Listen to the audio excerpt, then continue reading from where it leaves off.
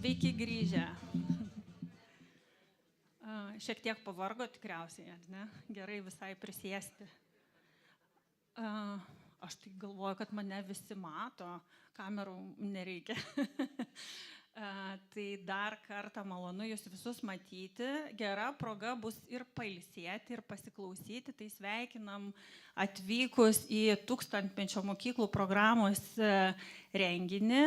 Tai yra trečiasis renginys, kurio metu mes kalbame, pristatom, pasakojam gerąsias savivaldybių praktikas, kaip jas identifikuoti, kaip apie jas pasakoti, kaip atrasti. Tai labai tikiu, kad gausite naudingų įžvalgų, patirčių, pasidalinimų, kaip visa tai gimsta. Ir tikiu, kad tos energijos netruks, nors mes irgi išvažiavom, kaip ir dauguma gal jūsų dar tamsoje, ar ne, kad atvyktume čionais. Ir tas snieguoti laukai ir medžiai tikrai įkvepia tam gražiam žiemos jausmui. Čia girdėsime įdomius pasidalinimus praktikų, čia turėsim interaktyvių patirčių. Ir lygiai taip pat jūs turite kiekvienas iš jūsų akreditacinės korteles, kuriuose yra vietos ir įkvepiančioms mintims pasižymėti. Tai leiskit savo užsirašyti, nes kartais būna taip, kad grįžtam, po to galvojam, kažkas ten tokio vertingo buvo, bet nepasižymėjau. Tai duokim tą darbą rankai, užsirašykim ir tikrai kažkas tai liks, ką galėsit pasidalinti arba įgyvendinti. Tai kviečiu Giedrę Volungevičienę, Alytaus rajono savivaldybės administracijos, švietimo, kultūros ir sporto skyriaus vedėją pasveikinti visus susirinkusius į Alytaus rajoną. Labadiena, gerbiami kolegos. Iš tiesų sveikinu visus atvykusius į Alytaus rajoną, tokią gražią žiemą, į Daugų Vlado Mirono gimnaziją. Ir noriu pasidžiaugti, kad esu kartu su jumis šiame švietimo pažangos programos 1000-mečio mokyklų gerosios patirties dalymosi renginyje. Ir mums visiems čia esantiems ši programa yra labai svarbi, nes būtent šioje programoje ir visi mūsų strateginiai sprendimai virsta realia tikrove mūsų mokyklų kasdienybėje. Tai mes esame čia savivaldybių žmonės, esame čia mokyklų lyderiai, praktikai ir mums iš tiesų labai svarbu pasidalinti savo istorijomis, savo praktikomis ir turbūt ne tik pasidalinti, ne tik pasimokyti, bet ir ieškoti tam tikrų sprendimų, kurie mus vestų į ugdymo kokybės gerinimą, į pasiekimų gerinimą. Ir šiandien aš noriu padėkoti organizatoriams, kad mus čia subūrė, kad mus čia pakvietė ir noriu palinkėti visiems prasmingos dienos, kad jinai vestų mus į tą geresnį sprendimų kelią ir mums visiems bendrystės, kad būtų įdomu ir prasminga šiandieną. Ačiū. Tai ačiū labai Giedriai ir ačiū labai Raimondai Šilaliai, kuri gale sėdi įsikūrusi už tai, kad priimat savo gimnazijoje, kad parodėte, kaip gyvenat ir kad galim čia kartu visi leisti laiką. Tai paplokim. Taip, ir kadangi jau dabar keliausim ties pranešimų dalimi, dar pagalvoju, kad ir aš neprisistačiau, esu Rita Patalavičienė, 1000-mečio mokyklų programos lyderystės veikiant ekspertė ir šį renginį vesiu aš, bet kviečiu Juditą, mūsų programos vadovę, papasakoti apie tai, kur mes esame. Judita mėgsta ten visai paskaičiuoti ir vis priartinti mus prie finišo tiesiosios, tai žodis tau.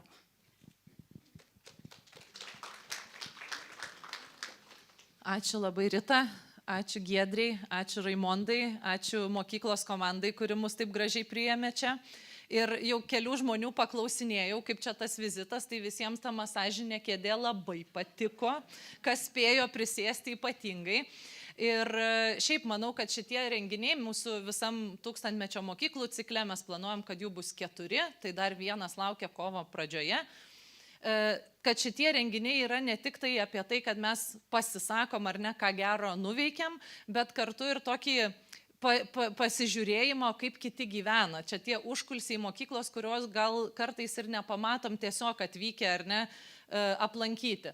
Tai manau, kad šitie turai, kurie jau tapo tradicija ir jau trečias turas po vis kažkokią kitokią tūkstantmečio mokyklą, aš manau, kad tai atneša tokio neišsakyto gal įkvėpimo, ar ne, galit biški kampus pasimatuoti, kur ten kiaušinis geriau telpa ir pasižiūrėti, ar ne, kuo džiaugiasi kiti ir pažiūrėti, kuo pas save galima pasidžiaugti.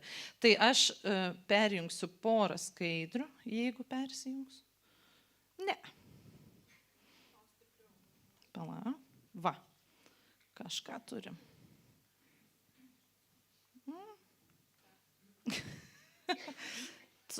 Aš tai galiu ir be skaidrių, jeigu ką, bet būtų smagu visai. Nežinokit, neturiu. Gal jėgos? O gal ryšio?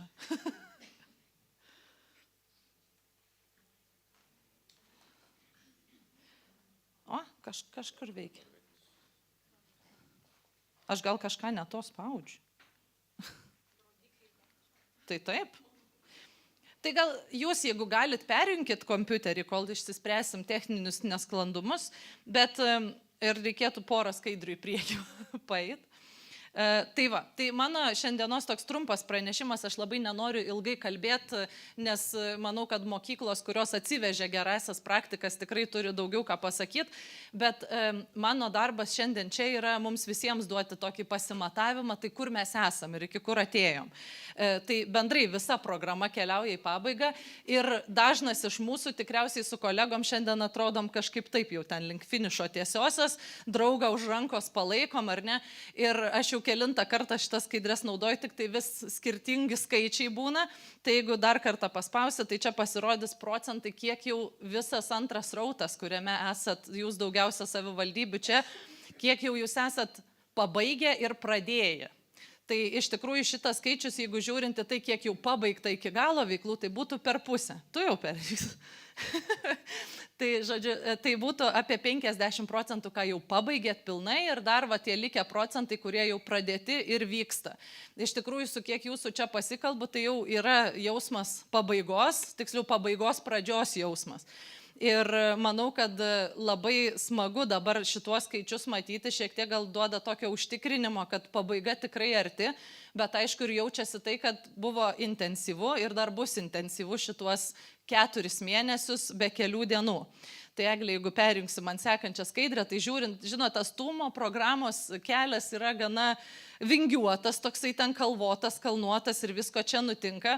Bet kaip Rita ir sakė, man patinka skaičiuoti ir aš nežinau, kažkoks yra noras braukyti iš sąrašo dalykus, tai aš irgi skaičiuoju, kiek jau liko iki tos pabaigos. Tai Eglė, jeigu paspausi dar kartą mygtuką, tai va tiek. Jo, čia nėra pagalbos numeris, dar skambinti tenai nereikia, bet šitiek dienų mums liko iki balandžio 30. Skaičiuojant su savaitgaliais. Jeigu savaitgalius atimtume, tai būtų šiek tiek mažiau. Tai iš tikrųjų mes ir su kolegiam truputėlį reflektavom, aš galiu perimti, jeigu pavyks. Žodžiu, tai mes su kolegiam irgi truputėlį reflektavom, kad kažkuriuo metu programos pradžioje atrodė, kad jinai niekada nesibaigs.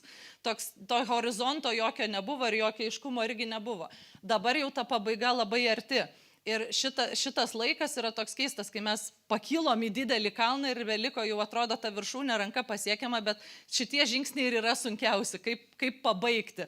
Tai iš tikrųjų, kas yra labai svarbu ir ką norisi būtent šiandien šitam renginį, kad jūs pagalvotumėt, tai kad iš tikrųjų tos geros praktikos yra labai geras pagrindas testinumui veiklų, ar ne? Jūs įsivardina tai, kas sekasi, kas jums pavyko, kas pavyko kitiem, galbūt ką galėsit perimti. Ir iš tikrųjų tuos dalykus svarbu ir įsivardinti aiškiai ir pasimatuoti. Tai iš tikrųjų yra tokie 3 dalykai, apie ką, manau, svarbu pagalvoti kiekvienam. Tai pirma, ką mes galim padaryti šiandien, tai yra pasimatuoti rezultatus, ar ne? Kas įvyko, susiskaičiuoti tuos viščiukus, kuriuos užauginom, ar ne? Kokios tos veiklos pavyko. Kitas dalykas, įsivertinti tiek procesą, koks jis buvo. Ar jis buvo pozityvus, ar visiems užteko jėgų, ar užteko palaikymo. Galbūt kažką kitų kartu ar nekartodami darytumėt kitaip. Ir aišku, progresą, tai kiek pajudėjot nuo pradžios taško. Ir aišku, nusimatyti sekančius žingsnius, gali dar grįžti truputį. Tai būtent, o ką galim padaryti, kad tos veiklos, tie pradėti geri dalykai tęstusi. Tai šiandien irgi turėsit po pranešimų tokio laiko vieni su kitais dar tiesiai pasikalbėti, nes žinom, kad šito laiko labiausiai ir trūksta, kai galit viens ant vieno pasikalbėti ir pasidalinti savo gerom praktikom. Tai galim eiti toliau. Ir iš tikrųjų, ką ir mes įsivertinom ir ką mes matom, tai kokie jau tie aiškus pamatuojami rezultatai yra, kurie įvyko per programos laiką. Tai čia gali įjungti visus tuos taškelius. Tai yra nemažai tikrai dalykų, kuo pagerėjo ir pagražėjo mokyklos, ar ne? Naujos gražios sienos, laboratorijos, sensoriniai kambariai, aktų salės, stadionai, visa ko, ar ne? Bet kas svarbiausia, tai aišku, kas vyksta tų sienų viduje, kaip gyvena žmonės. Ir ką iš tikrųjų ir mes matom iš to bokšto žiūrėdami, ar ne, ir ką girdim kalbėdami su jumis, tai kad iš tikrųjų mokyklų ta nuostatų kaita, ar ne, kažkokie įvyko tiek įtraukiojo ugdymo klausimais, tiek bendrai. Girdžiu, mokytojai džiaugiasi galėdami išvažiuoti ir išvažiavę į stažuotę, ne tik pamatyti, kuo gyvena kiti ir kaip gerai gyvena kiti, bet kai kur vaikščiodami jau mato, kad gal ir mes jau irgi tą patį turim. Ar ne? Tai čia irgi yra labai geras įsivertinimas, nes tokios patirties negausi būdama savo klasėje ar savo kabinete. Aišku, kompetencijų stiprėjimas, tai jau čia ne vienas iš jūsų ir visi ir daug kartų girdim apie tai, kiek daug yra, ar ne, mokymų mokytojams ir skirtingų pusių, ar ne, kur jie dar gali tobulintis arba savęs ieškoti. Tai džiaugiamės, kad programa tikrai šitą galimybę suteikia. Aišku, jau infrastruktūrą minėjau ir aišku, ta tinklaveika. Nes tinklaveika, kai mes pradėjom programą, tai buvo visiškas naujadaras, naujas žodis ir mes patys prie jo ilgai pratinomės. Ir bandėm iššifruoti, kas čia slepiasi. Tai iš tikrųjų ta tikroji tinklaveika tai ir yra, kai jūs susitinkat vieni su kitais, pasidalinat ir gerom praktikom ir iššūkiais ir kartu randat sprendimą ir judat į priekį.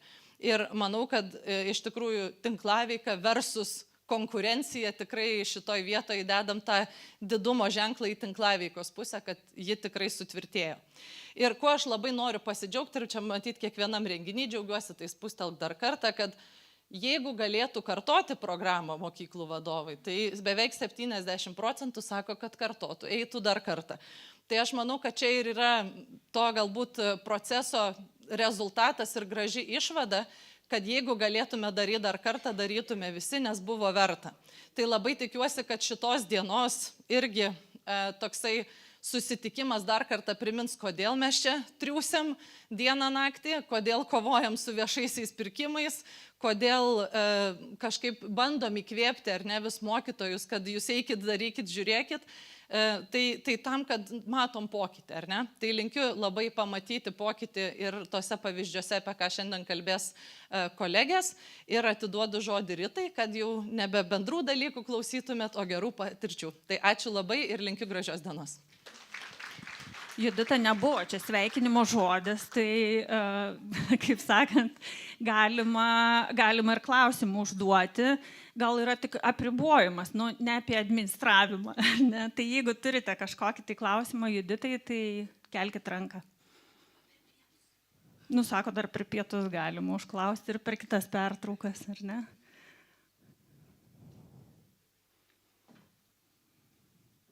Bandau išlaukti tas kelias sekundės ir galbūt gimsta drąsioji ranka ir klausimas, kol kas nėra.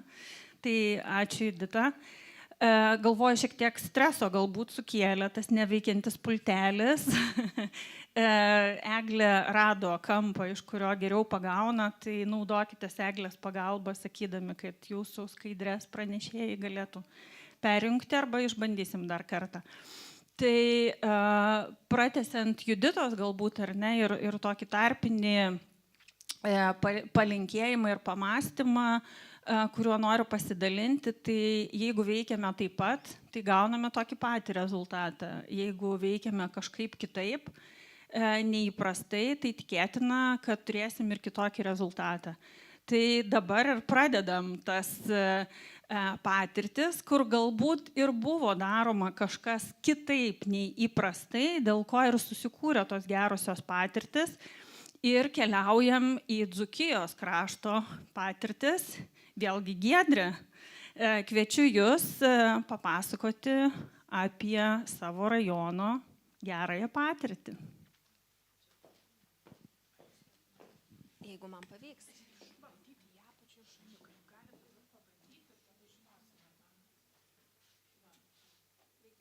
Veikia, bet taip.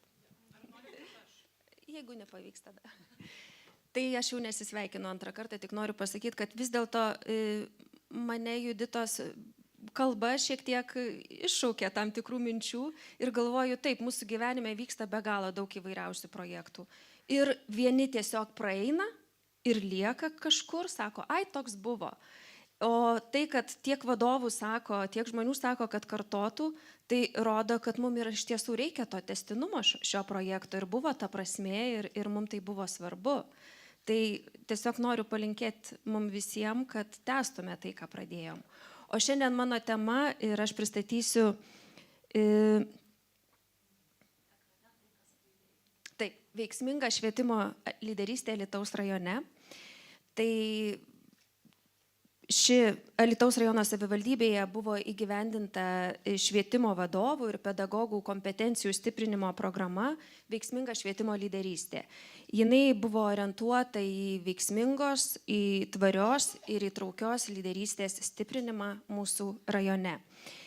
Ir galbūt esminiai klausimai jau rašant patį planą buvo, kodėl mums reikia ir kaip mes tą darysime.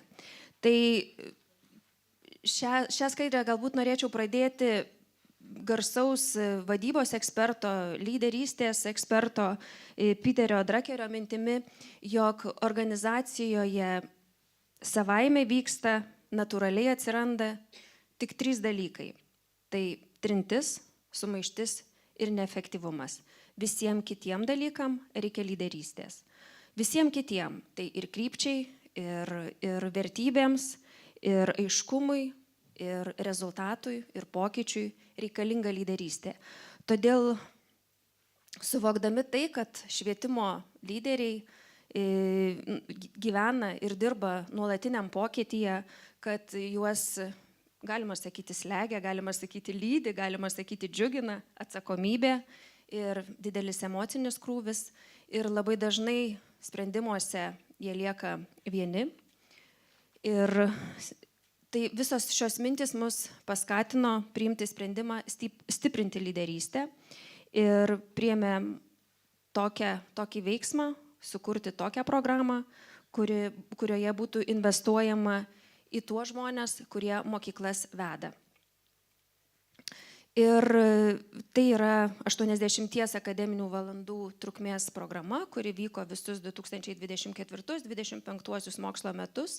Dalyvavo šioje programoje visų mūsų rajono ne tik tūkstantmečio mokyklos, bet ir visos kitos rajono mokyklos po keletą žmonių. Tai buvo ne tik direktoriai, ne tik pavaduotojai, bet ir mokytojai lyderiai, kurie padeda kurti mikroklimatą, kurie padeda kurti tinkamą kultūrą mokyklose. Ir tai iš tiesų nebuvo tradiciniai mokymai su teisingais atsakymais ir aiškiais veiksmais ir receptais. Tai buvo mokymai, kuriuose buvo daug patirtinių, refleksinių dalykų ir darbas su realiomis situacijomis, kur buvo pagrindinis tikslas ugdyti veiksmingą lyderystę, gebėjimą vadovauti komandai ir kurti pokytį. Ir nekontroliuoti, bet įgauti kryptį, ne tik reaguoti, kada ir gesinti gaisrą, bet sukurti tokią aplinką, kurioje būtų visada aišku ir matoma. Ir trumpai jau užsiminiau, kad dalyviai šių mokymų buvo švietimo įstaigų direktoriai, pavaduotojai, pedagogai lyderystės mokyklų bendruomenės. Ir tai tie žmonės, kurie priima kasdien sprendimus mokyklose ir daro kasdieninę įtaką mokyklų kultūrai. Ir toliau sakysiu apie įvykusį pokytį ir turbūt sąmoningai mes nevadinam to rezultatu, nes tai nėra rezultatas, mes manome, kad tai yra nuolat vykstantis ir besikeičiantis tas rezultatas, kuris veda mus į pokytį.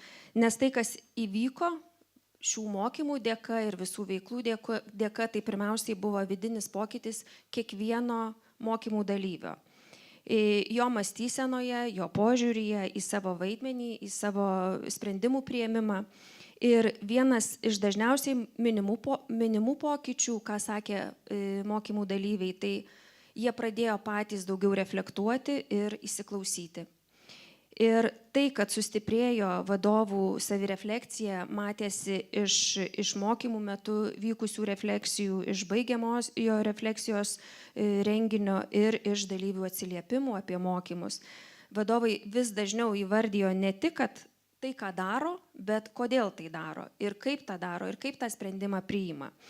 Tai čia gal irgi norėčiau pacituoti Maksvelio mintį apie pokytį, kad pokytis įvyksta ne tada, kai keičiasi aplinkybės, o tada, kai keičiasi pats lyderis.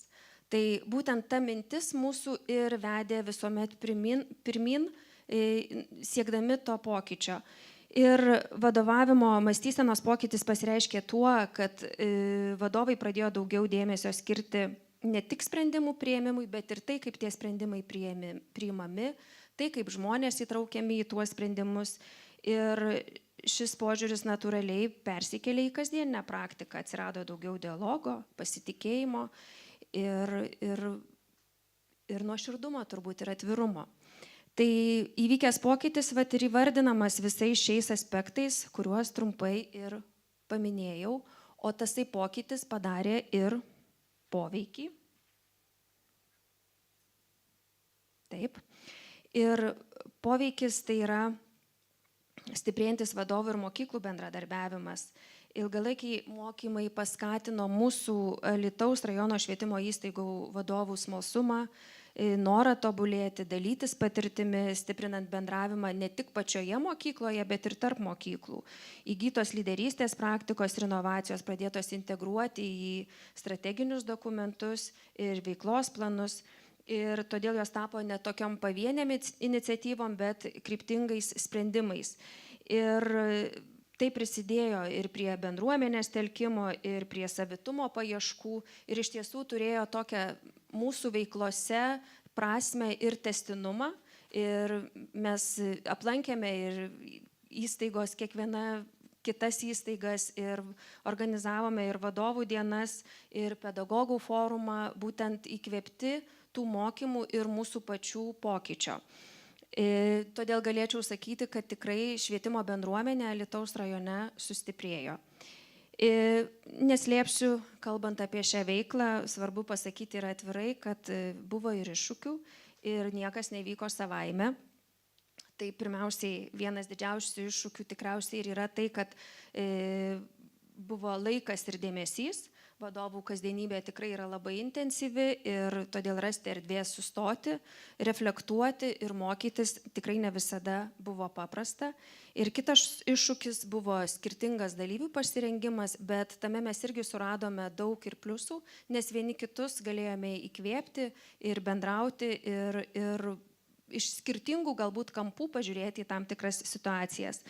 Taip pat reikėjo ir stiprinti refleksijos ir atviro dialogo kultūrą, nes iš tiesų tik stiprus žmogus drąsiai gali kalbėti apie tai, kas jam yra sunku ir su kokiomis problemomis susiduria. Dažnai mes norime tik pasidžiaugti, kas gerai sekasi, o ieškoti pagalbos yra pakankamai sunku. Tai tą kultūrą irgi mums reikėjo sukurti tokią aplinką, kad jaustumėmės atviri ir galėtumėm kalbėtis ne tik kas gražu ir gera.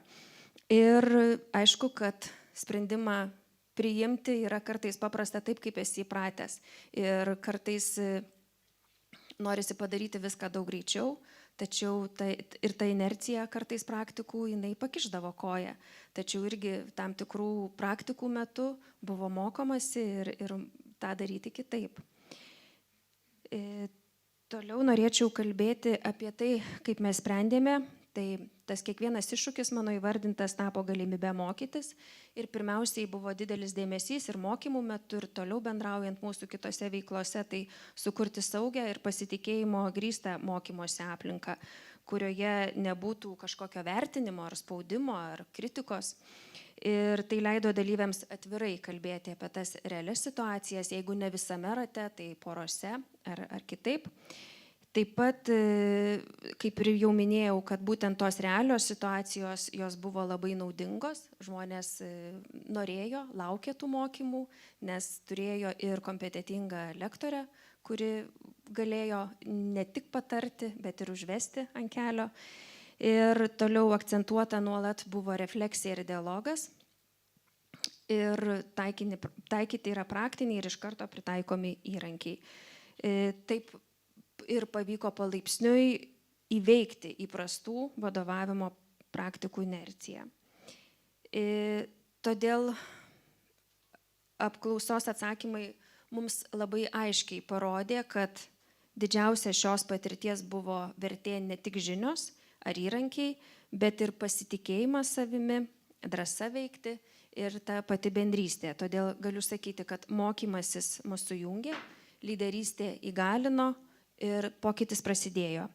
Ir turbūt tas pats didžiausias sėkmė yra tas supratimas, kad pokyčius galime kurti ne po vieną, o visi kartu. Todėl sakau ačiū visiems, kurie mokėsi, dalyjosi ir ieškojo ir augo kartu. Ir iš mokymų, manau, kad visi žmonės, kurie dalyvavo šiuose mokymuose, prisimena tuos klausimus ir tie klausimai mus veda toliau. Tai mums tai yra svarbu, kas su mumis tikrai yra ok, o kur dar reikia pasimokyti, kodėl mes esame čia, kokie pokyčiai yra neišvengiami, kokius resursus turime ir kokie pasirinkimai mus džiugina. Tai su šiais klausimais mes einame pirmyn ir ačiū visiems. Į laikrodį nežiūrėjau. Ačiū labai. Turim keletą minučių klausimams, tai dabar kviečiu jaustis patogiai, negalvoti, kad jūsų užduotas klausimas kažkoks netinkamas yra ir galbūt tam, kad galvotumėt ateityje panašią veiklą įgyvendinti, reikia dar kažkokio pasitikslinimo. Kas bus tas smalsusis ar smalsioji? Jo, visi klausimai keliauja per pietus, ar ne? Ačiū labai, Giedrė, dar kartą. Bet kviečiu priimti ir savo iššūkį ir pagalvoti, klausyti pranešimą taip smalsiai, kad dar norėtųsi kažką ir papildomai sužinoti. Ir aš kažkaip klausydama Giedrės galvoju, kada čia bus ta nuotrauka, kur čia tie žmonės, ar ne? Ir kai pamačiau, galvoju, yra. Tai labai smagu pamatyti ir veidus tų žmonių, kurie tą patirtį turėjo ir kurie kuria. Na, o dabar keliaujam ar persikeliam į Varėnos rajoną ir kviečiu Jolantą Beinaravičienę papasakoti apie tai, kas įvyko pas jūs.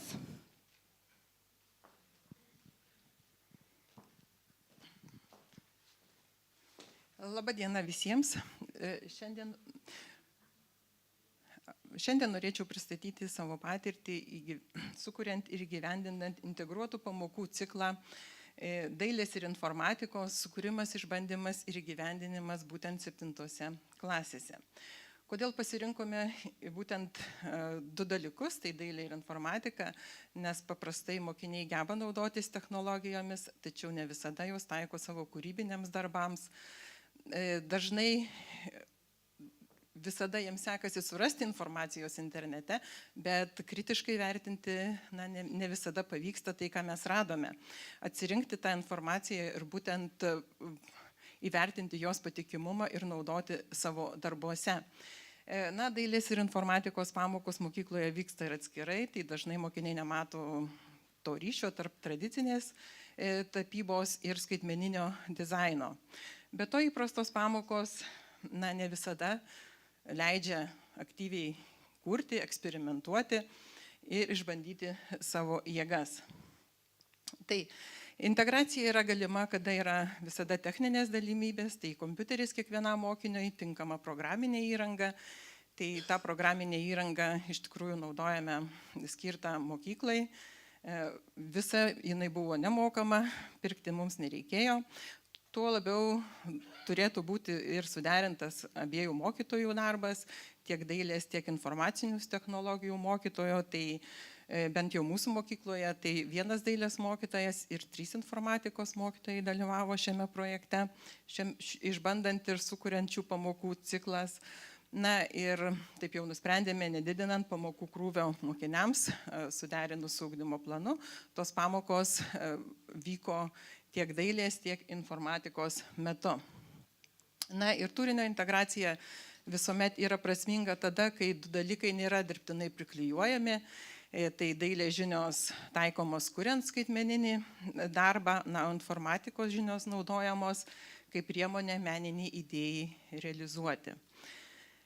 Tai kartu su kultūros edukatoriumi Varėnos rajone visi mokytojai kūrė šiuos ciklus ir buvo iš tiesų sukurti 4 pamokų ciklai, tai 2 7 klasiai pamokų ciklai ir 2 8. Vienas iš jų buvo lietuvių liaudies menas, lietuvių dailės raštai tekstilėje, kurios buvo tikslas ugdyti mokinių kūrybiškumą, skaitmeninius įgūdžius, perkelti lietuvių liaudies tekstilės raštus į šiuolaikinį dizainą. Antrasis pamokų ciklas buvo skirtas dailės žanrai, urbanistinis peizažas, tai vėlgi ugdėme kūrybiškumą tą patį ir skaitmeninius įgūdžius, apjungėme kūryboje meno rūšis, fotografiją ir dailę. Būtent daugiausia šitame cikle pasitelkėme fotografiją ir fotoaparatus. Ir 8 klasėje 2 pamokų ciklai, tai gotika ir vitražas, kuris padėjo mokiniams suprasti monumentaliosios dailės reikšmę, praplėsti mokinių saviraiškos galimybės, ugdyti kūrybiškumą ir skaitmeninius įgūdžius. Idealai, vertybės, asmenybės pamokų ciklas buvo skirtas aptarti genialumo fenomeną, tai analizuoti Čiurlionio kūrybą ir perkelti ir interpretuoti būtent Čiurlionio kūrybos darbus.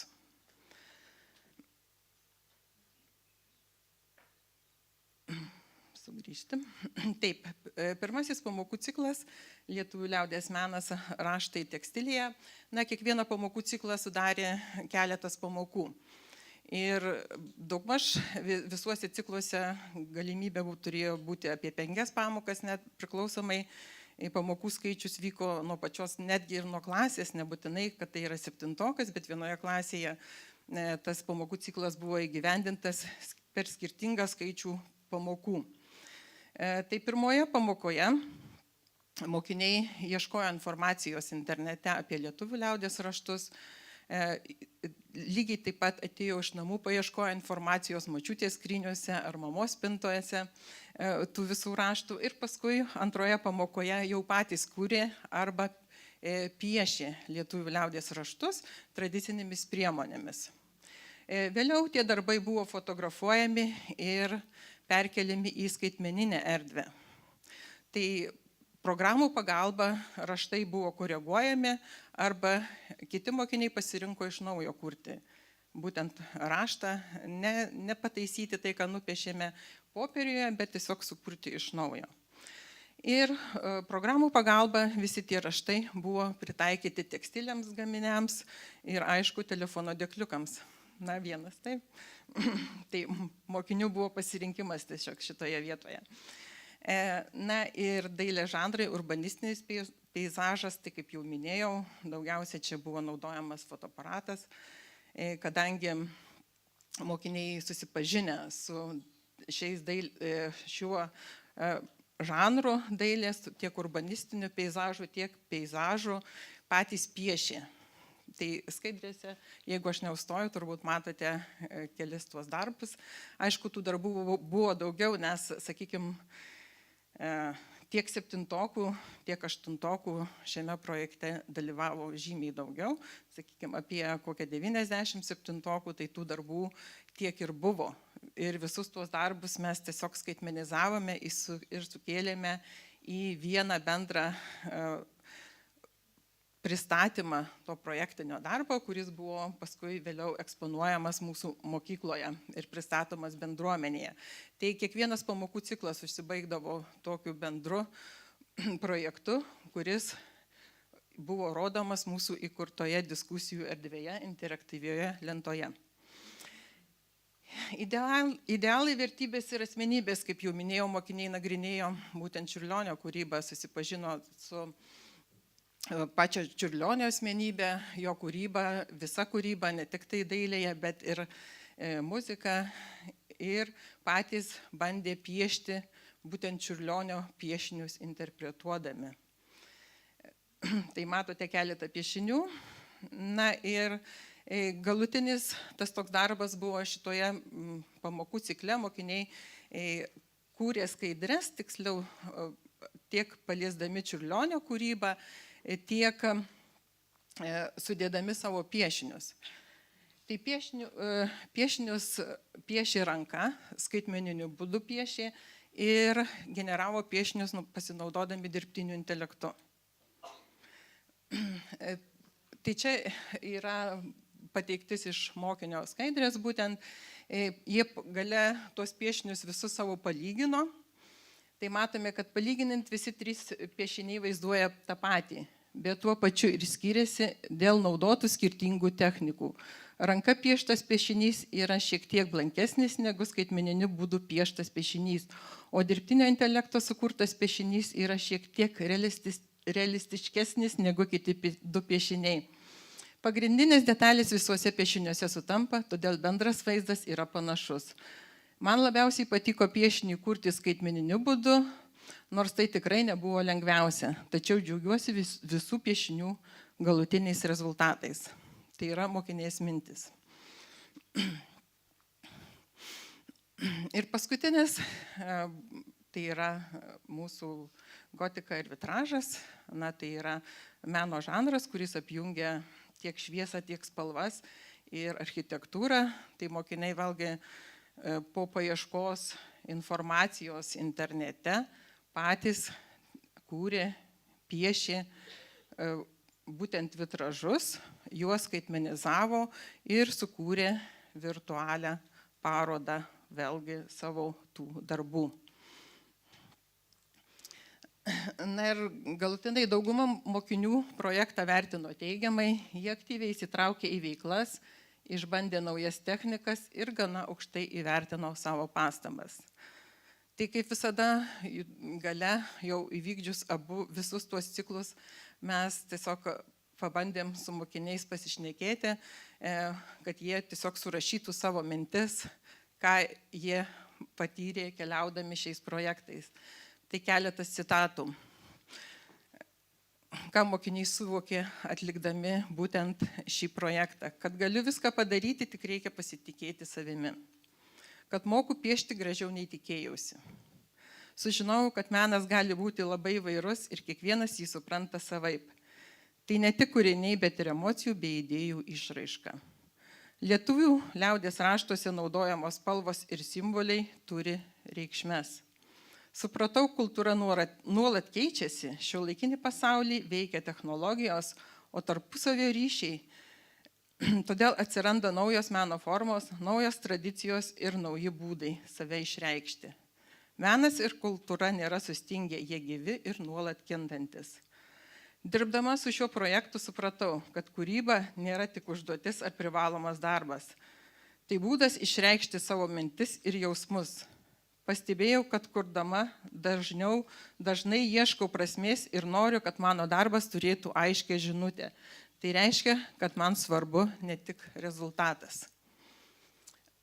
Ir dar viena mokinė labai gražiai parašė, norėjau sukurti kažką šilto ir manau, kad man tai pavyko. Tai ne viską galima pakeisti, bet kiekvienas darbas turi prasmę. Tai ačiū, kad klausėte.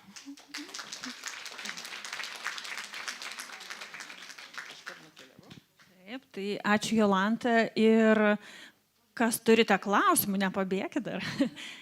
Kas turite klausimų Jolantai apie tas įdomias patirtis, nes jaučiu, kad pataikėt labai ant bangos, nes dabar tie tautinių raštų užtiesalai ir nertos servetėlės yra deficitas, todėl kad visi viską verčia į madingą drabužį. Tai jūs sukūrėte prielaidas, kaip tai galima būtų pasigaminti patiems. Kurti verslą. Tikrai, galit kurti ir verslą. Galite užsisakyti Tai va, priimami užsakymai, pagalvokite, išbandymui telefonų dėkliukai, ar ne, po to jau drabužiai ir vieta ir laikas klausimams. Taip, Eglė. Aš norėjau gal labiau ir pasitikslinti, kaip suprantu, čia buvo keli skirtingai pamokų ciklai, skirtingos klasės, bet vienoje iš pirmųjų skaidrių jūs minėjot, kad dalyvavo vienas ar viena edukatorė, tai noriu paklausti, ar tas kūrėja su visom tom klasėm ir dirbo per visus tos ciklus, ar čia tiesiog kažkuriame iš jų viename? Edukatorius mums padėjo skurti pamokų ciklus, taip konsultavo, tai buvo dailės mokytojas ir fotografas Vytas Zabita, iš Alytaus, tarp kitko. Taip, ar turim klausimų? Aš tada turiu klausimą tokį, nes nežinau, ar tai įmanoma, bet ar tie pamokų ciklai ir kaip juos pravesti yra komercinė paslaptis, ar gali visi besidomintis, kreiptis, pasimokyti ir turėti tokią patirtį savo mokykloje? Ne, iš tikrųjų, mes maloniai pasidalinsime su visais, kurie norės tą daryti. Gerai, ačiū. Matau klausimą dar. Gerai. Noriu paklausti, mokiniams supratau, kad patiko, o kaip jūs mokytoja ir toliau tęsite tokiu metodu darbą? Taip, manau, kad tęsiu. Tęsim visi mokytojai, kurie tą darėme iš tikrųjų ir galbūt sukursime ir ką nors naujo. Bent jau aš visada norėčiau ką nors sukurti dar kito ir išbandyti. Taip. Tai taip ir gimsta tos gerosios patirtis ir klausimai, kas džiugina širdį, bet prinešiu mikrofoną, kadangi įrašas daromas ir norisi, kad visi girdėtų. Labai sudomino jūsų pamokų ciklas, daug klausimų turiu, bet gal po to prieisiu. Tik dabar konkretus labai toks detalė, kiek pamokų apima vienai klasiai pamokų ciklas, daug maž?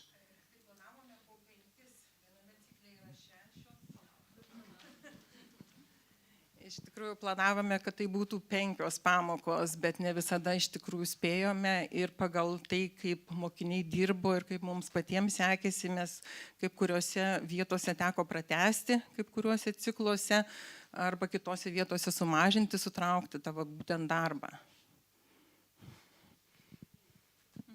Ar dar turim smalsaujančių? Kelkit ranką, prieisiu. Taip, matau. Puiku.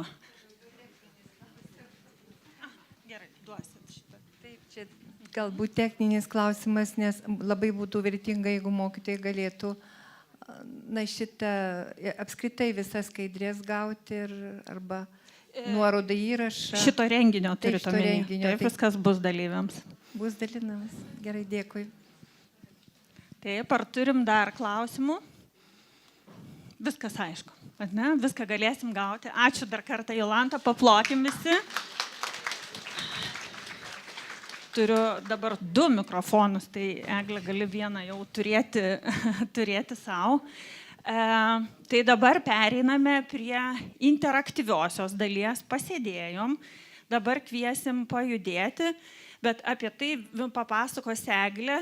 Aš turiu trumpą tokį informacinį pranešimą, kadangi šitos visos veiklos, apie kurią papasakos Eglė, veiksmo vieta bus foje.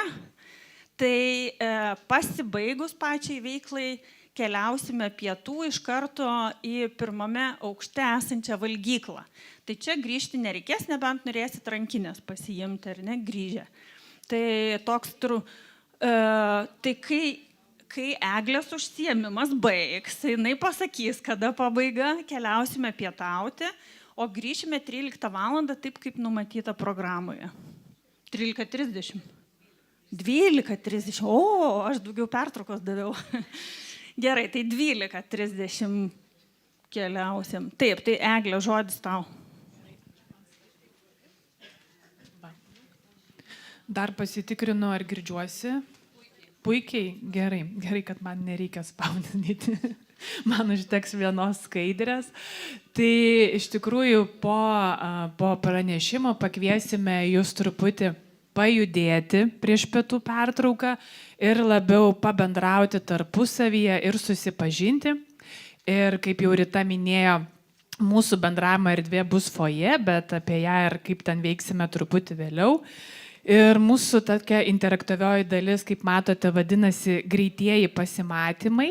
Tik truputį koreguojame laiką, nes buvo numatyta, kad pietų pertrauka turėtų prasidėti 11:30, bet pietus prasidės 11:40. Tai mūsų veikla turėtų baigtis panašiu laiku ir tada jau tikrai drąsiai galėsite judėti į pietų pertraukos erdvę.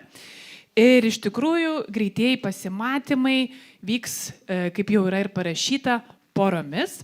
Kai pristatysiu visą informaciją, pakviesiu jūs visas ir visus judėti į foje, įsiskaidyti, įsiskirstyti erdvėje ir ieškoti kito asmens pokalbiui.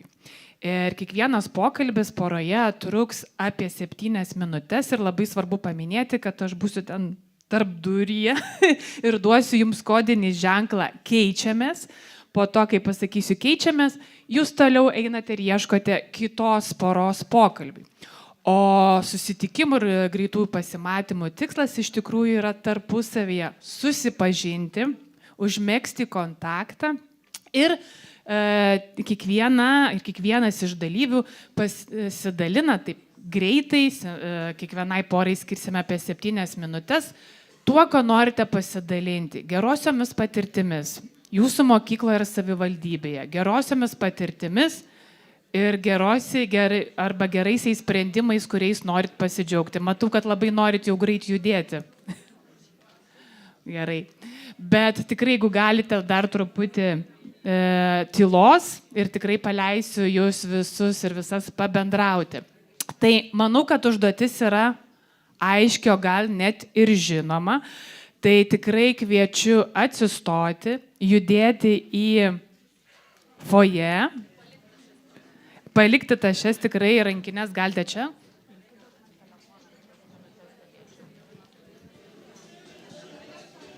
Ir aš duosiu ženklą.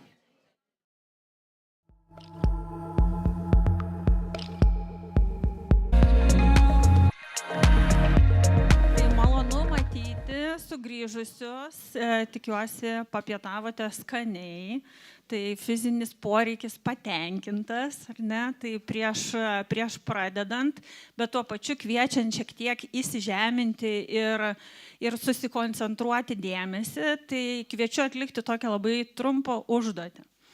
Tai įdėmiai klausykitės. Dabar salėje suraskite 5 skirtingas spalvas. Sakyti nieko nereikia, tiesiog žvilgsniu apsidairykit, suraskit 5 skirtingas spalvas. Tikiuosi, radot. Ar ne? Taip.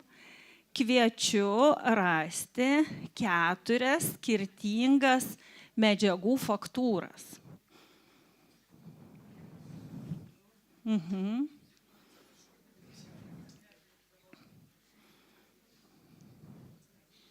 Taip, tada kviečiu rasti, išgirsti 3 garsus skirtingus. Ir tyla, ar ne? Tai, bet gal kažkas šalia kvepuoja, ar ne? Kažkas ten dar kažkaip šlama ir panašiai. Dabar 2 skonius pajausti. Iššūkis, ne? 2 skonius pajausti, ne? Kažkas burnoja, kažką galit palaižyti savo ranką. Taip. Ir užuosti vieną kvapą. Tai ačiū, kad įdėmiai klausotės, ar ne, ir mintise atlikote užduotį. Dabar kviečiu persikelti į Aukštaitijos krašto patirtis ir kviečiu Jolantą Bakšienę ir Gitą Uzdrę patirtis Anykščių rajone. Tai jums vieno ar dviejų mikrofonų? Labadiena visiems. Atvežėme linkėjimus iš Anykščių ir kvietimą aplankyti mūsų kraštą. Artėja pavasaris, vasara ne už kalnų, tai labai kviečiame atvykti. Mes atvykome iš Anykščių Antano Vienuolio progimnazijos ir pristatyti norime vieną iš pažangos plano 47 veiklų, kurią mes vis dar įgyvendiname su įvairiausiais iššūkiais.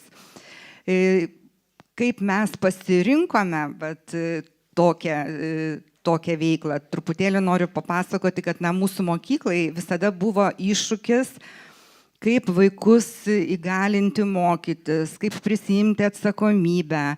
Mes jau nuo lyderio projekto laikų vis bandėme dalytis tą atsakomybę. Mokytojas, mokinys, tėvai ir po to dar kitą įrankį labai sėkmingai naudojame apribojimų teoriją švietime. Bet vis dar kažkaip trūko ir taip lyg ir fragmentiškai gaudavosi tie mūsų tokie įgalinantis mokinius įrankiai. Ir kaip tik atsirado tas momentas Tūkstantmečio mokyklos 2 projekto rėmose, mes nusimatėme pabandyti ir įdiegti savivaldaus ir personalizuoto ugdymo modelį mūsų klasėse. Tai mūsų mokykloje mokosi tikrai ne visi pagal šį modelį. Iš tiesų tikrai turėjome iššūkio, labai didelis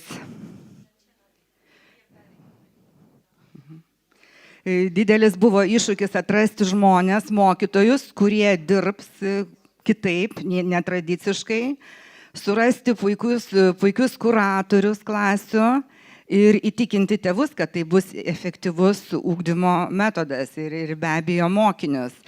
Ir mes iš tikrųjų labai džiaugiamės, kad mums labai pavyko su tų klasių kuratorėmis, viena iš jų Gita, šiandieną ir pristatys plačiau, kaip mes tą modulį diegiame, o po to tada lauksime klausimų. Labadiena. Tai mūsų problema buvo, kad tradicinis ugdymo modelis neužtikrino realaus mokinių savivaldumo ir individualios pažangos. Ir kaip ir dauguma švietimo dokumentų sako, kad ugdymas turi būti lankstesnis, orientuotas į mokinio asmeninį augimą, savarankiškumą, atsakingumą ir plėtros kelią. Ir mes pasirinkome platformą Skulsi, kuri yra skaitmeninė, skirta individualizuotam mokymuisi mokykloje. Tai aš dabar papasakosiu plačiau, kas yra tas Skulsi ir kaip jisai veikia. Mūsų mokykloje, kurią mes atstovaujame, tai yra Anykščių Antano Vienuolio progimnazija, Skulsi platformoje dirba 101 mokinys, 6A, 6B ir 7A klasės dirba jau antruosius metus, o 5S klasė dirba nuo šių metų savanorišku apsisprendimu, susidariusi klasė iš 24 mokinių. Pagrindinė idėja mūsų, kad Skulsi padeda mokytojams planuoti ir valdyti individualų mokymąsi, kiekvienam mokiniui pagal jo gebėjimus ir žinias. Mokiniai gali mokyti savo tempu ir mokymasis yra be spragų, todėl kad atsiskaityti temas Skulsi platformoje galima surinkus tik 80% teisingų atsakymų. Ir mokytojai gali lengviau stebėti pažangą.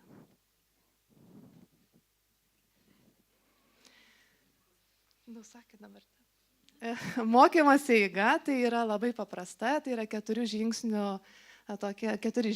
Pirmiausia, tai yra teorija, mokinys Skulsi platformoje išmoksta teorinę dalį.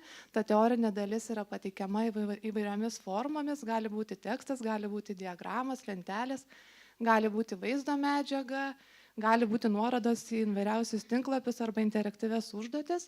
Toliau atliekama yra praktika atliekama naudojantis konspektu, kurią mokinys pasidaro išnagrinėjęs teoriją. Ir ta praktika atliekama savarankiškai ir mokinys pasitikrina pats savarankiškai. Bandomasis testas atliekamas jau nesinaudojant jokiamis priemonėmis, nes mokinys tiesiog bando, kaip jam pavyks ir pats stebi save, ar jam pavyksta atsakyti 80% teisingai atsakymų, o atsiskaitimas vyksta klasėje. Tai yra langas iš Skulsi platformos, jis yra iš tikrųjų labai paprastas. Kiekvienos temos yra suskirtos į lygius, bazinį, pagrindinį, aukštesnįjį. Mokinys pats renkasi, kokį lygį jisai nori, dažniausiai jie aišku renkasi bazinio, tik po to perina prie aukštesniojo. Ir matosi, kad viskas labai paprasta, teorija, praktika, atsiskaitimas, mokiniai pasirenka, atsisiunčia užduotis, atsisiunčia atsakymus, mato taškų kiekį, kas šioje temoje, pavyzdžiui, sakinio dalis yra 40 taškų. Kiekvienas mokinys, kas yra labai svarbu, išsikelia savo tikslus. Mokinys išsikelia metinį tikslą, tai yra pažymys, kokį jis nori gauti, o kuratorius, tai pavyzdžiui, aš esu šiuo atveju, aš apskaičiuoju, kiek mokinys turi surinkti taškų ir taip pat apskaičiuoju trumpalaikį tikslą, tai yra taškų kiekį 4 savaitėm, tai 4 mokslo savaitėm, tai yra beveik mėnesį. Kiekvienas mokinys turi metų planą, kuris irgi yra Skulsi platformoje. Ką reikėtų pabrėžti, kad mums praktikoje pritrūko to, kad mokytojai patys norėjo duoti savo užduočių, todėl reikėjo įtraukti tokią taškų sistemą, kad mokytojas skiriamas užduotis, kurios irgi vertintas tam tikrais taškais ir mokytojai galėdavo jau tuos 30% užduočių skirti savo nuožiūrą. Čia yra tokia iškarpa iš mokinio sąsiuvinio. Kodėl aš ją rodau? Todėl, kad kiekvienas mokinys turi savo sąsiuvinį, kiekvienam dalykui, tai nepabrėžiau, kad mes mokomės lietuvių kalbą, matematiką ir anglų kalbą. Ir kiekvienas mokinys pamokos pradžioje turi savo aiškų tikslą, asmeninį, ne klasės tikslą. Tai pavyzdžiui, jo šito mokinio tikslas buvo pradėti bandomąjį testą. Ir kiekvienos pamokos pabaigoje yra rezultatas, kas, pavyzdžiui, matosi, kas buvo prieš tai pamokoje, tai rezultatas pasidariau konspektą. Tai rodo, kad mokinys eina teisingais žingsniais, tuos 4 žingsnelius po konspekto jis jau daro bandomai. 5S rezultatai. Tai čia yra mūsų naujokai, kurie pasirinko šitą mokymosi būdą savanoriškai. Šiaip tai yra labai ganėtinai motyvuota klasė, ganėtinai stipri klasė. O matematika, kaip žinote, dalykas yra labai sudėtingas. Tai čia rodo šita diagrama, kiek mokinių sugeba pasiekti savo išsikeltus tikslus, o jų tikslai tikrai yra labai dideli. Mažiausias tai yra 8. Dominuoja 9-ukai, 10-ukai. Tai mokiniai sugeba daugiau negu pusę išsikeltus tikslus pasiekti, o likusiai daliai trūksta nedaug, iki 50 taškų. Po to pažymiai yra konvertuojami į taškai į pažymį, tie taškai konvertuojami ne kiekvieną trimestrą, o metų pabaigoje. Aš kaip kuratorė kiekvieną mėnesį, kaip aš skaičiuoju 4 mokslo savaitėm, informuoju tėvus, čia yra iškarpa iš mano laiško tėvam. Tėvam aš parašau laikotarpį, kuris yra skaičiuojamas, koks yra mokinio surinktas gautų taškų kiekis, primenu, koks yra išsikeltas tikslas ir ar jis jį pasiekė, ar jį nepasiekė. Tėvų informavimas yra labai svarbi dalis, nes tėvų kontrolė irgi labai padeda mokiniams neatsipalaiduoti, o toliau siekti savo tikslų, nes tėvai juos labai kontroliuoja. Tai iššūkiai, su kuriais mes susidurėme, tai yra, pirmiausia, tai reikėjo paruošti darbo aplinką, tai kainavo iš tikrųjų ganėtinai daug pinigų, nes reikėjo skaitmeninės mokymosi aplinkos licencijų labai daug, kompiuterių, ausinių, spausdintuvų, mes turime naujus baldus ir akustinius baldus, ir tradicinius baldus. Ir ką aš pastebėjau, kad mokiniai ateina su labai maža savarankiško mokymosi įgūdžių stoka, atėję iš pradinių klasių. Ir taip pat mokiniai savimi nepasitikė, ne visi jie iškart prisitaiko prie to savarankiško mokymosi, jiem yra sudėtinga elementariai pasidaryti savarankiškai konspektą arba tiesiog nuspręsti, kada jis yra pasiruošęs atsiskaityti. Laiko valdymas, keičiasi mokytojo vaidmuo, kas mano nuomonė šiuolaikinėje švietimo sistemoje tiesiog yra būtina ir mokytojas turi tokį iššūkį, kad kiekvienam individualiai turi pateikti pagalbą, o kadangi mokiniai mokosi tuo pačiu metu skirtingas temas, tai mokytojai ganėtinai sudėtingai yra vienam atsakyti į klausimą apie vieną temą, o kitam atsakyti į klausimą apie kitą temą. Tėvų įsitikinimai čia yra pati sudėtingiausia dalis, mano nuomonė. Tai trūksta supratimo, kad norint pasiekti geriausių rezultatų švietimo sistemoje reikalingi pokyčiai, tai ne visi tėvai tai supranta.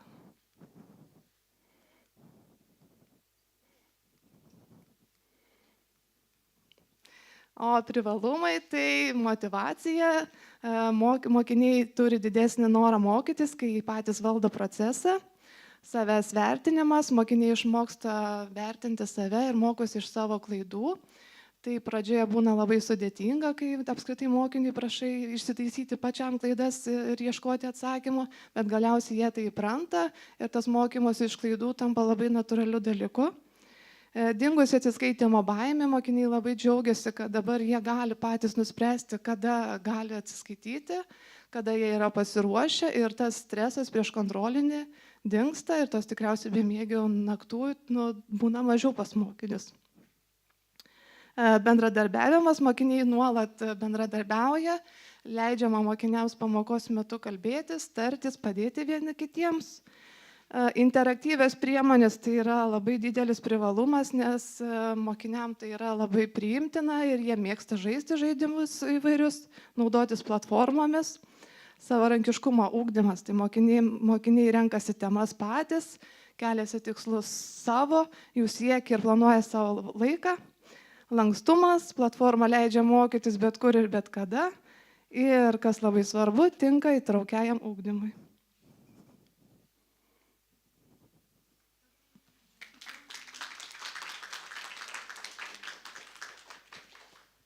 Ačiū ir klausimų dalis.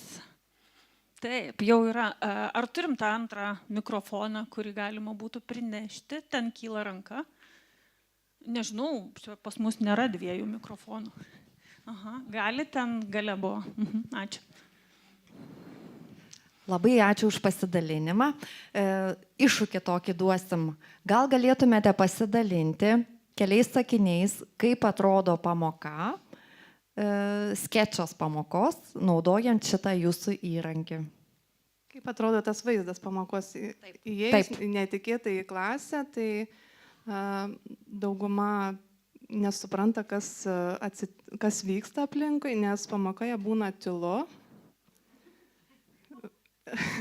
Taip, būna tylu ir girdisi tik tokie šnabždesiai, mokytojas vaikščiojimai, prieimai ir tie atsakymai klausimus buvo šnabždesys ir girdisi nuolatinis spausdintuvo garsas.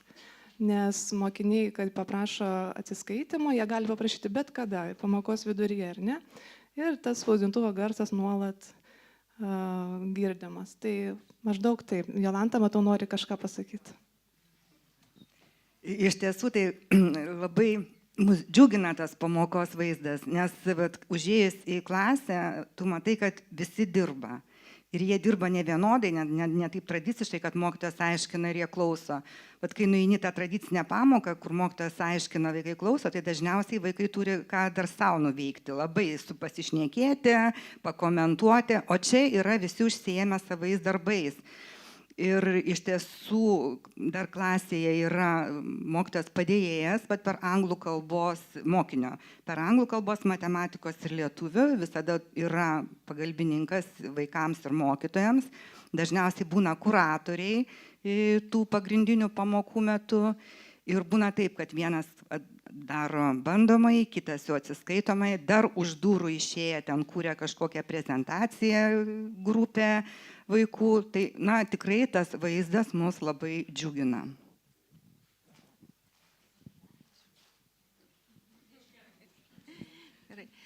Pratęsiu tą pačią temą. Aišku, nepaslaptis, visose mokyklose būna mažos motyvacijos mokinių, kaip jie su tai susitvarko ir kaip jie pereina į tą savivaldų mokymąsi.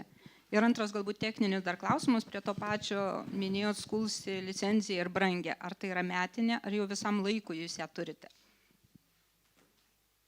Jo, licenzija tai yra metinė, mes jau dabar dėkojame čia 1000-mečio projektui, kad mes 2 metams ją turėjome ir visą įrangą atnaujinome šio projekto lėšomis, nes vienai klasiai, 30 vaikų, tai ir ausinės, ir kompiuteriai personalizuoti jie turi savo, tai tikrai pritaikytos sąlygos. O kiek jinai kainuoja, aš dabar nežinau, kiek ji kainuos, kaip susitarsim su tiekėjais, bet ji yra metinė. Va. O nemotyvuotėms yra labai įvairiai, motyvuoti tai yra labai džiaugiasi, kad sako, nereikia klausyti tų pačių, aš jau galiu pats daryti, planuotis ir toliau. O tiems nemotyvuotėms reikia daugiau pagalbos, tai labai daug kuratorės prisideda, motyvuoja.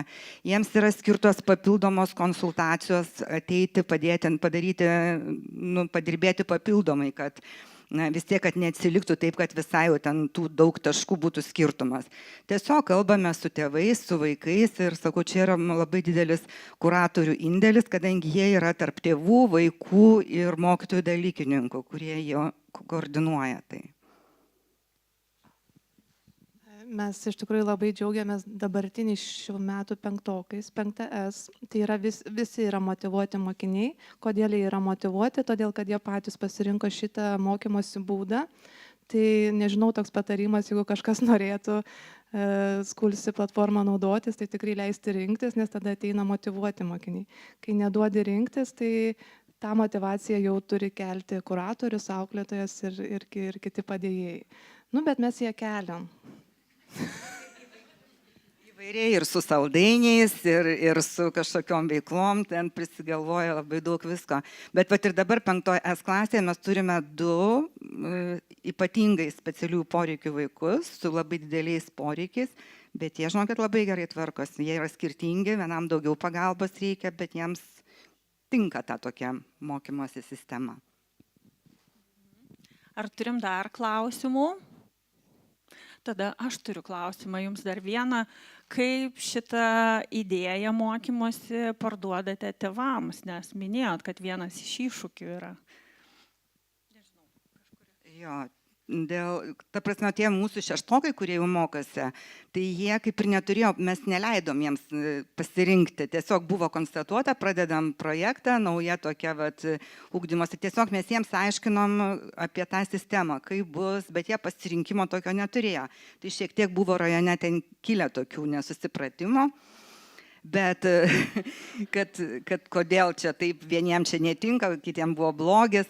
Bet dabar su tais 5-okais, tai mes labai turėjom tiesiog daug susitikimų su tėvais. Ir tie patys, ir vaikai, ir tėvai ėjo stebėti pamokas, kur vyksta 6-oje, kitose klasėse, 5 ir 7. Ir tada, sakau, iš 3 klasių, tai praktiškai iš 74 vaikų pasirinko 24. Kai kurie labai abejojo ir vis klausė, kas bus, ar bus galima tada grįžti į tą tradicinį ugdymą, bet kol kas grįžusių nėra ir tikrai ten labai viskas kol kas sėkmingai. Ačiū. Tai tiek, kas planuojate, ar ne, įdirbti su tokia sistema, tai manau, kad irgi gali dar labiau paklausinėti arba važiuoti pasižiūrėti, kaip viskas vyksta. Taip. Tai ačiū jums ir jums mažos dovanėlės. Prašom. Ačiū.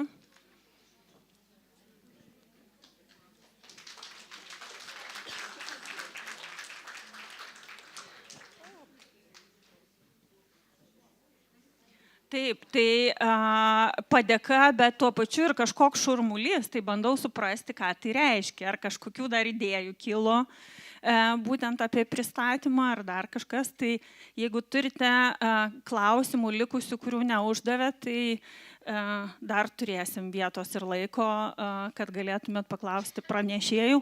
O dabar kviečiu Editą papasakoti apie savo patirtis Panevėžio rajone. Edita, eteris jūsų.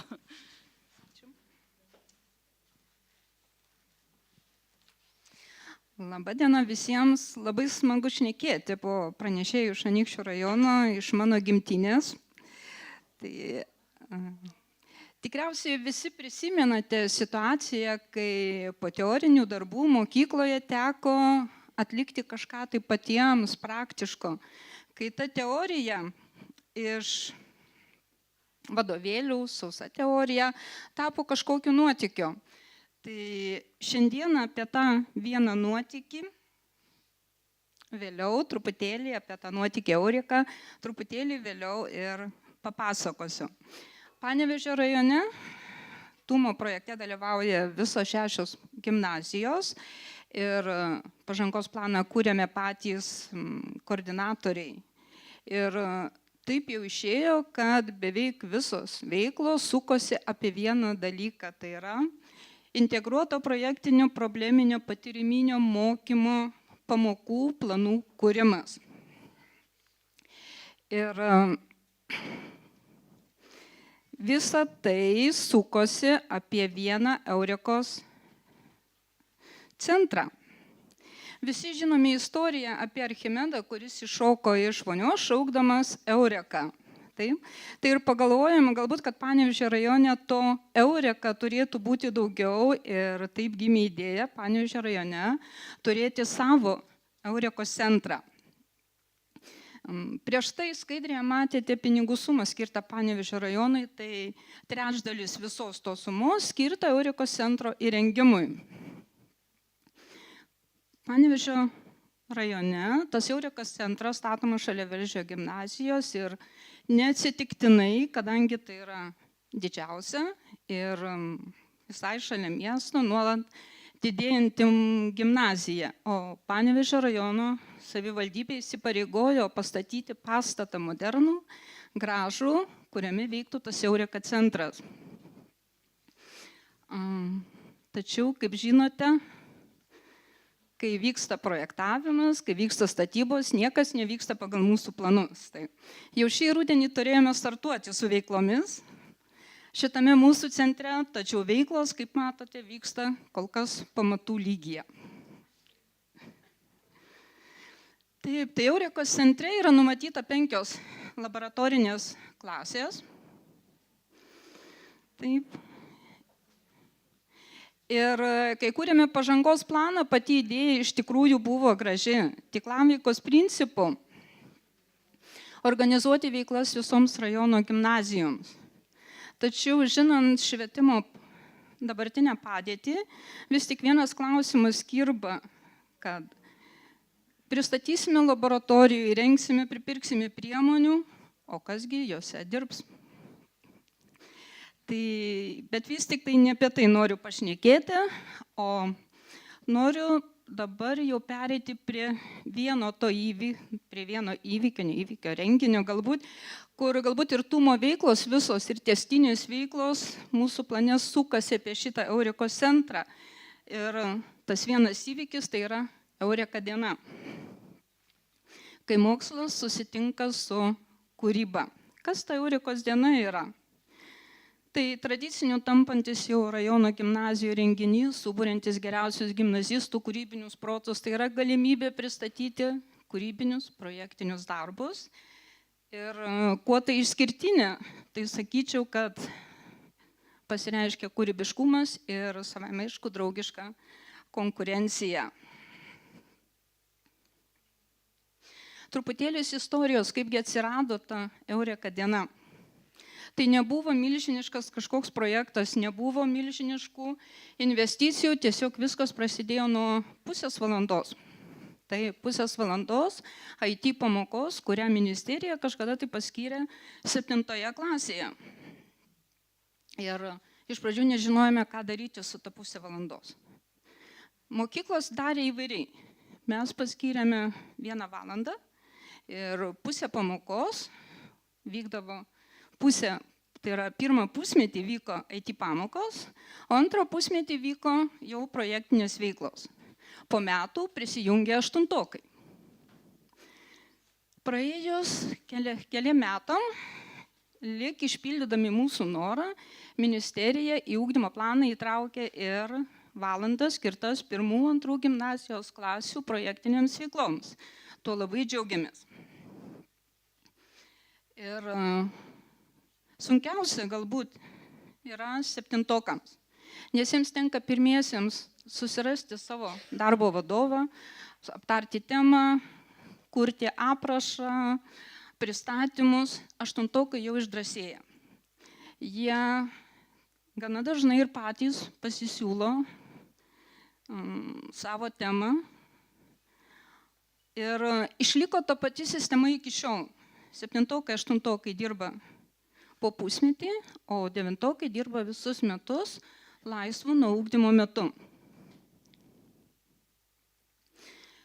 7-okai, 8-okai grupėse turi vieną pamoką, kurios metu mokytojas padeda jam su aprašų kūrimu, su pristatymų kūrimu, o 9-okai visą tai daro savarankiškai. Ir per tam tikrą laiką jau nusistovėjo ir pristatymai.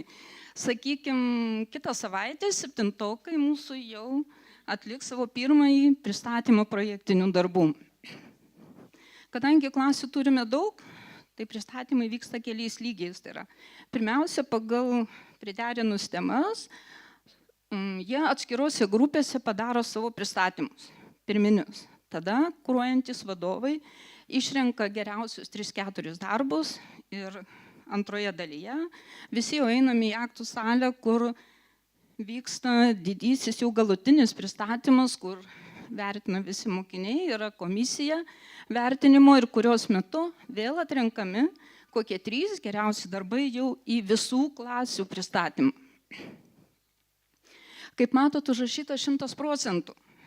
Tai reiškia, kad visi mokiniai 7, 8 ir 1 gimnazijos klasių, jie vykdo projektinės veiklas. Ir tai aišku rodo, kad tie darbai būna įvairaus lygio.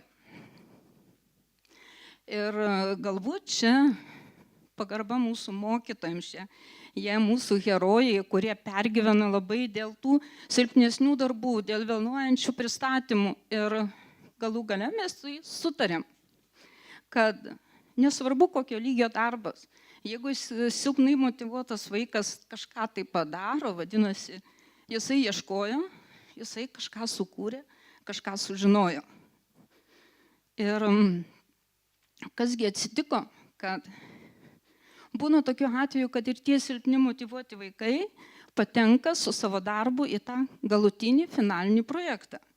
Ir aš manau, čia yra didžiausia vertė šito projekto, šitos mūsų dienos.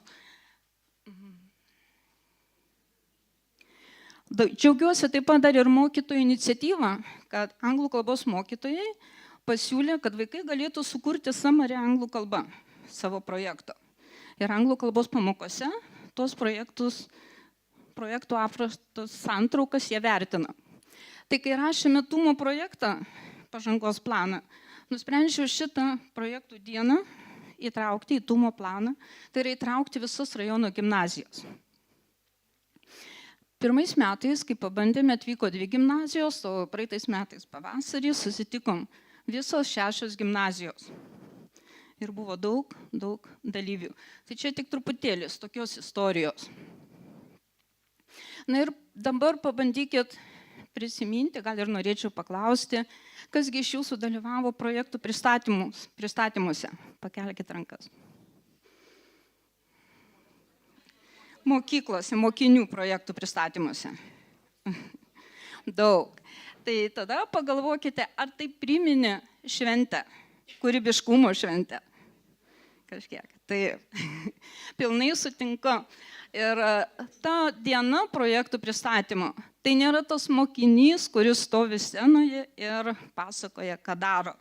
Įsivaizduokit, kad išeina iš sceną mergaitė apsirengusi kaip piratas ir pasakoja, kaip jinai sukūrė laivą pirato ir atlikinėjo tyrimus. Arba kitas pranešėjas pasikviečia draugų, kurie kaip manekenai pristato jo sukurtus darbus. Šiemet iš tikrųjų iki ašarų juokėmės, kai vienas 9-okas pristatinėjo savo darbą. Labai rimtą darbą, inžinierinį, turėjo tokį sukonstravęs. Tai tokį humorą pasitelkęs ir mokytojas savo į pagalbą, ašaros riedėjo skruostais. Neatrastas talentas pasirodo. Kitas projektas tiek buvo išvystytas, kad baigėsi tuo, kad projektinio darbo rezultatas tai tapo dovana direktoriui. Tai yra marškinėliai su realia situacija, su automobilio maketų ant marškinėlių, kurios marškinėlius direktorius sėkmingai iki šiol nešioja. Vaikai išdrąsėjo, cheminius bandymus atlieka čia ir dabar scenoje atvykę. Jie nebijo suklysti, nebijo, kad kažkas nepavyks. Dūmai rūksta, visiems smagu scenoje. Tai va. Ir džiaugiuosi dar vienu dalyku, kad tie projektai iš tikrųjų vaikam reikalingi, jiem įdomu. Jau antrus metus turime, kad vaikas negali atvykti tą dieną, nes galbūt kažkoks konkursas, varžybos jam yra, tai jis padaro įrašą ir nuotoliniu būdu pristato tą darbą, kartu dalyvaudamas. Vat noriu irgi pasidalinti savo nuveiktų darbų. Ir mūsų tą šou visą užbaigė šį pavasarį, tai mūsų mažieji tyrinėtojai, kai penktokai, šeštokai, jie netgi ne septintokai atvažiavę, sukūrė didžiulę Goldbergo mašiną, kur kamuoliukas šokinėdamas nuo vieno stendo ant kito, jis suko ratą, pasigirdo muzika ir pasirodė elektroniniai fejerverkai. Tai tikras buvo šou. Smagu. Tikrai labai ir tikrai mokytojai džiaugiasi dalyvaudami tuose projektuose, kadangi užsimiršta visas nerimas. Tiesiog mėgaujamės rezultatu. Ir tikrai galime sakyti, su mokytojais mes jau kelinti metai vis šnekam, kad pastebim, kad kokybė auga, gerėja mokinių retorika, gerėja laikysena sceninė, gerėja prezentacijos ir kūrybiniai darbai darosi vis rimtesni metai iš metų. Ta tikrai galime patvirtinti. Ir šiais metais, kaip pradžioje minėjau, kad tai yra draugiška konkurencija, iš tikrųjų buvo, kadangi laukė geriausių darbų autorių, išvyka 2 dienų į didžiausią Baltijos šalyse mokslo centrą AHA, Tartu mieste, kur grįžo iš tikrųjų su labai kupini įspūdžių, išbandė daug eksperimentų, pasisėmė naujų idėjų ateinantiem metam. Ir kas džiugu būna, kad Eureka diena tik pasibaigė, vaikai jau pradeda planuoti, kitais metais aš jau va šitą darysiu, aš jau turiu temą, dabar va tą vystysiu. Ir manome, kad Eureka diena tai yra investicija į ateitį. Tai yra puikus pavyzdys, kaip skatinti mokinių domėjimąsi STEAM mokslais, motyvuoti siekti aukštesnių rezultatų ir pereiti prie praktinių veiklų. Kas toliau? Eurekos diena tapo investicija į ateitį, į būsimus tyrėjus, inžinierius, kūrėjus. Po metų vėl rinksimės, ne po metų, birželio mėnesį. Teisingiau, kūrybos ugnis tikrai neužges. Bet ar turėsime kuo ją užžiepti, nes šiais jau birželio mėnesį tumo pinigėlių nebebus. Bet labai tikiuosi kažką sugalvosim. Ir va šita nuotrauka man tikrai iliustruoja, kad projektų pristatymas tai nėra va ta prievarta. Vaikai visi su šypsenom atėję, linksmi, tai yra pasidarę šventę savo ir šventę mokytojam. Tai linkiu visiems tokių ypatingų švenčių ir tokių malonių akimirkų. Jeigu turėsit klausimų, mielai pasidalinsiu. Nes tai yra tik trumpas reziumė apie mūsų Eureką. Ačiū, Edita. Tai ar turite klausimų Editai? Taip, yra. Tuoj nešu mikrofoną. Sveiki. Aišku, ačiū labai už tą Eurekos dieną, pasidalinimais. Aš noriu paklausti apie vertinimą, mokinių vertinimą, kaip jūs tai esat suplanavę ir kaip jūs tai darote. Nes vis tiek pažymys vaikams tikriausiai irgi yra svarbus. Ačiū. Taip, darbai yra vertinami, yra nustatyti vertinimo kriterijai, kur yra, sakykime, mokinius kuruoja 2 mokytojai. Tai yra vienas mokytojas, šneku apie 7-okus, 8-okus, kuris dirba pamokoje, tai jis ir vertina tą pasiruošimą, aprašą, pateikčių kūrimą. Dalykininkas, mokytojas kuruojantis, visą laiką įvertina pažymio į savo dalyką. Kiek jis išvystė temą ir po to vertinamas pats pristatymas. Taip. Ir mokytojams visiems yra apmokama už tos darbus. Vienaip ar kitaip, priklausomai nuo indėlio, kiek jie vaikų turi savo kuruojamų, kiek prisideda.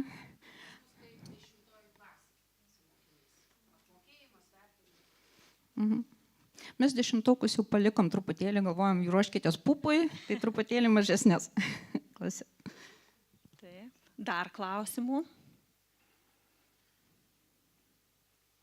Nebeturim. Tai. Aš dar noriu paprašyti, jeigu turit patirties, pasidalinkit, per pertraukėlę prieikit, tikrai bus labai įdomu sužinoti jūsų patirtis, kaip jūs organizuojate tas projektinės veiklas. Tai ačiū ir dėkojame jums. Tai labai geras kvietimas Editos yra pasidalinti, nes Eglė vėl kvies jūs į tuos greituosius pasimatymus, tik šiek tiek su kitomis taisyklėmis. Ar aš girdėjau, o ne. Tai tokia jau šiandien diena yra, kad skirta ne tik tai pasidalinti patirtimis, bet ir kuo daugiau bendrauti, gal po švenčių šiek tiek visi ir pavargę, na, bet jau čia toks link pabaigos paskutinis akcentas. Tai jūs matote, kad užduotis yra lygiai tokia pati, bet truputį pakeisim dinamiką. Ko aš jūsų paprašysiu?